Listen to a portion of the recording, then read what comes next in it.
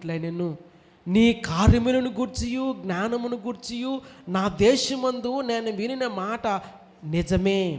అయినను నేను వచ్చి కన్నులారా చూడక మునుపు ఆ మాటలు నమ్మకయుంటిని. ఉన్న దానిలో సగమైనను నాతో చెప్పబడలేదనియు ఇప్పుడు నేను తెలుసుకుని ఉన్నాను. నీ జ్ఞానమును నీ భాగ్యమును నేను వినిన దానిని బహుగా మించి ఉన్నవి. నీ జనులు భాగ్యవంతులు, నీ ముందర ఎల్లప్పుడూ నిలిచి నీ జ్ఞాన వచనములను వినుచుండు నీ సేవకులను భాగ్యవంతులు. నీ యందు ఆనందించి నిన్ను ఇశ్రాయేలీయుల మీద రాజుగా నియమించిన నీ దేవుడైన యెహోవాకు స్తోత్రము కలుగునుగాక. శాపదేశపు రాణి ఇస్తున్నటువంటి మంచి సాక్ష్యము.